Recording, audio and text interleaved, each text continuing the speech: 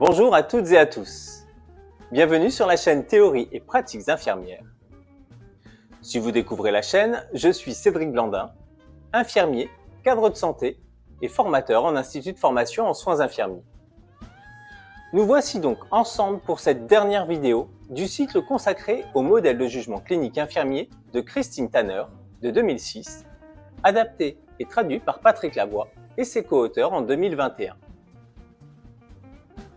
J'ai abordé dans une première vidéo le processus remarqué, ainsi que le bagage avec lequel l'infirmière travaille, pense les soins, de manière consciente ou inconsciente. Un rappel rapide.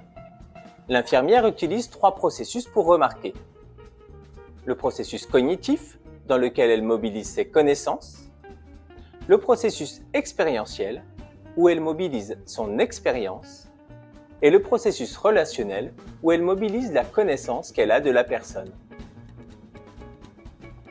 Dans une deuxième vidéo, j'ai abordé le processus interprété. 3 processus sont également à l'œuvre.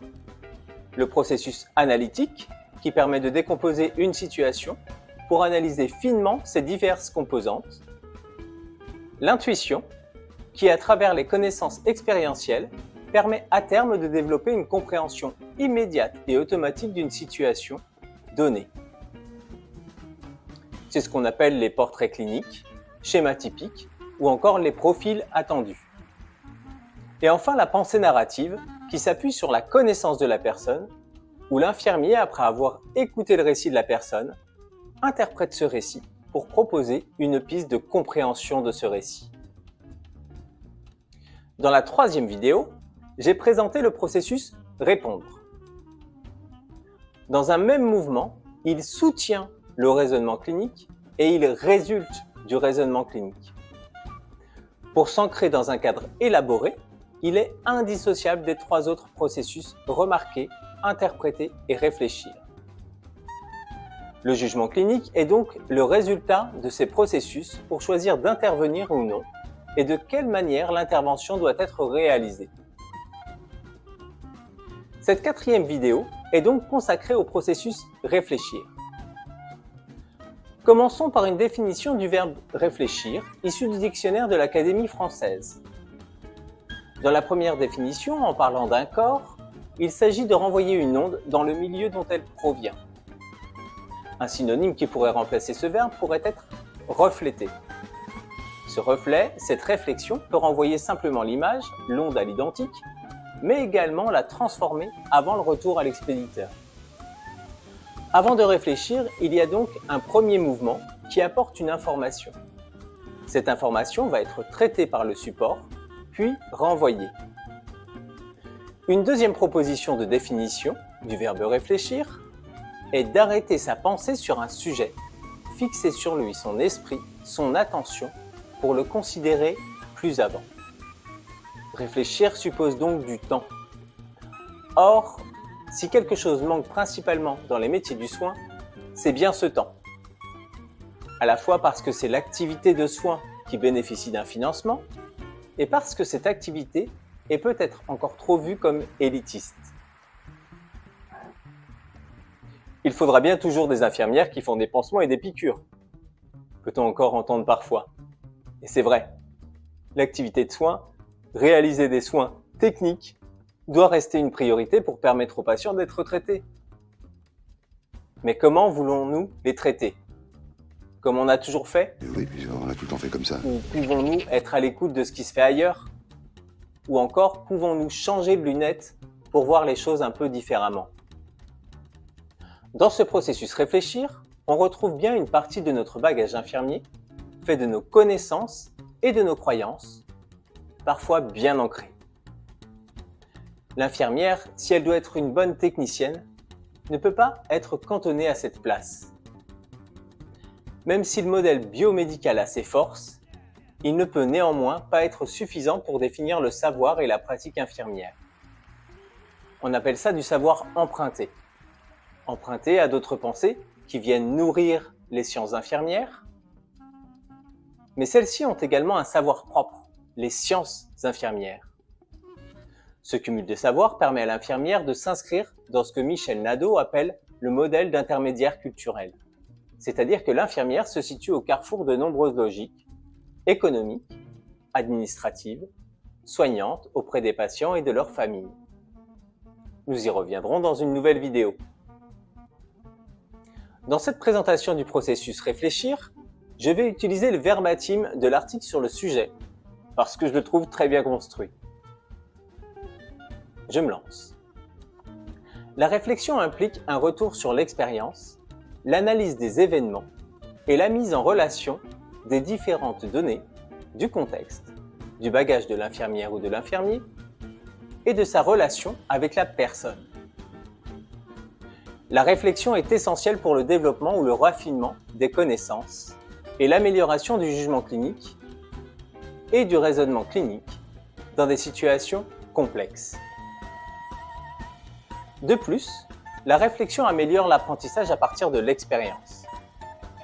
Chaque situation clinique est une opportunité d'apprentissage, à condition que les infirmières ou infirmiers soient dans un contexte favorable à la réflexion, qu'ils en aient l'opportunité et qu'ils aient développé des compétences et l'habitude de réfléchir sur leur pratique. Le modèle du jugement clinique distingue deux formes de réflexion. La réflexion dans l'action et la réflexion sur l'action. Réfléchir dans l'action, c'est surveiller les réactions de la personne pendant les soins et les résultats des interventions. La réflexion dans l'action fait référence à la capacité de lire la personne, comment elle réagit aux actions des infirmières ou infirmiers, et à ajuster les soins en conséquence. Une grande partie de cette réflexion dans l'action est implicite, à moins que les résultats de soins attendus ne soient pas atteints. Réfléchir sur l'action, c'est évaluer les résultats des actions en se concentrant sur la pertinence de tous les aspects précédents. Ce qui a été remarqué, comment cela a été interprété et comment l'infirmière ou infirmier a répondu. En comparaison avec la réflexion dans l'action, la réflexion sur l'action est plus délibérée et a lieu après la situation. S'engager dans la réflexion sur l'action requiert un sens des responsabilités, puisque l'infirmière ou l'infirmier doit se sentir tenu de faire des liens entre ses actions et leurs résultats, de même qu'avec ses connaissances, sa perspective philosophique, ses croyances et ses valeurs. La réflexion requiert également une connaissance des résultats possibles, par laquelle l'infirmière ou l'infirmier parvient à distinguer ce qui résulte de ses actions. Si je fais une synthèse des éléments présentés ici de ce verbatim, de l'article de Lavoie, le processus réfléchir se décline donc en deux mouvements. Le premier mouvement, réfléchir dans l'action, est développé au cœur de l'action, lorsque l'infirmière réalise l'acte de prendre soin. J'observe qu'une grande partie de la réflexion s'attache à la relation avec la personne, à l'identification des réactions aux actes posés. Il s'agit donc d'un processus d'action-rétroaction entre l'infirmière, le patient et son environnement.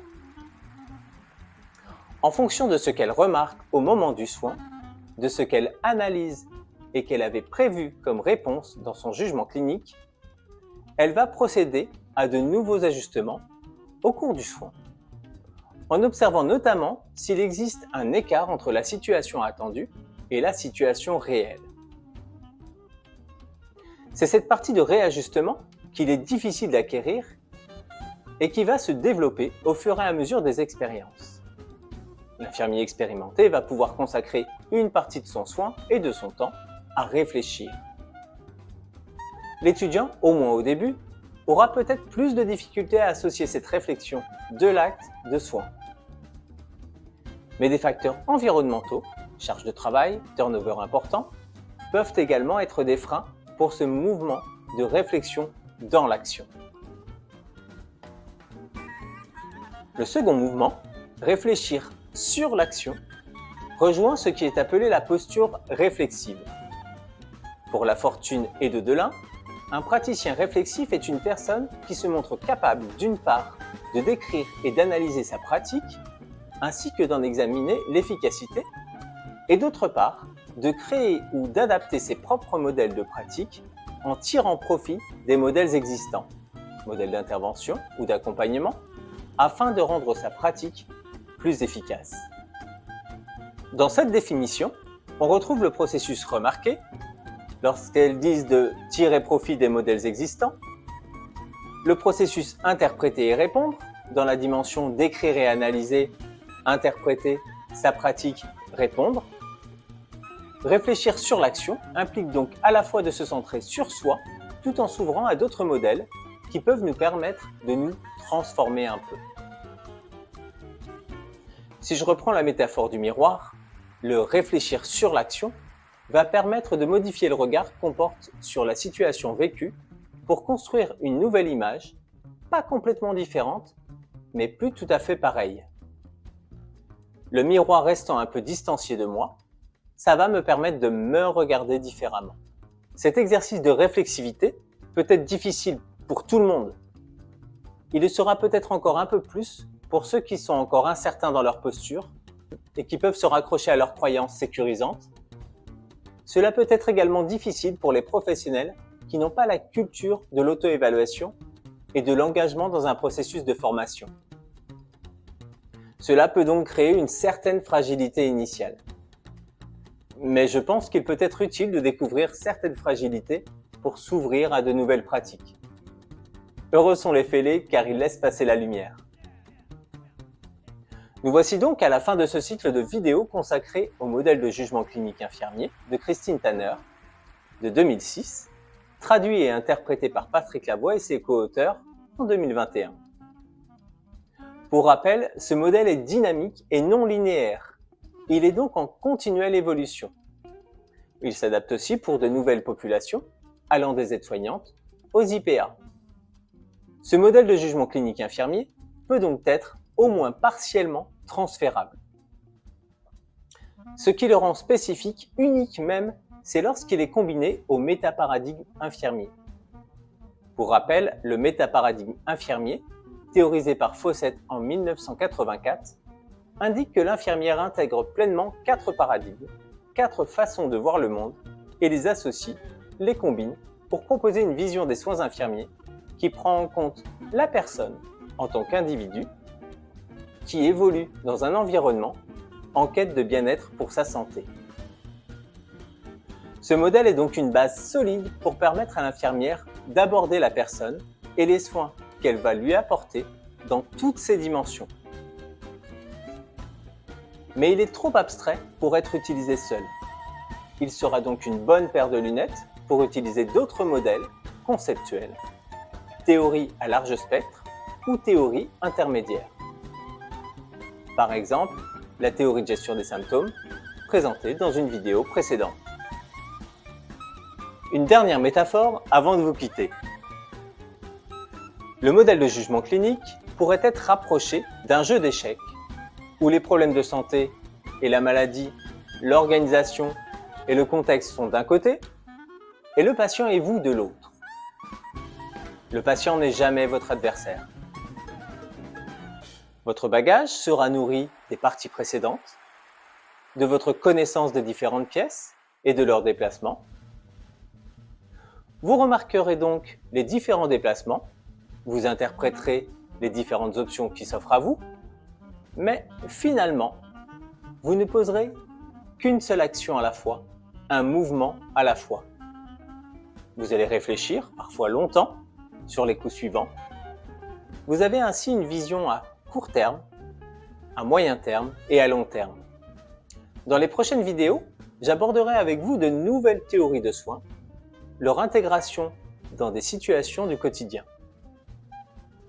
Je vous remercie d'avoir suivi ce cycle que je vous invite à remobiliser de temps en temps. Comme toujours, je vous invite à lire et à relire l'article directement pour vous faire vous-même votre interprétation de ce que vous avez compris. D'ici là, je vous souhaite une très bonne journée. À bientôt!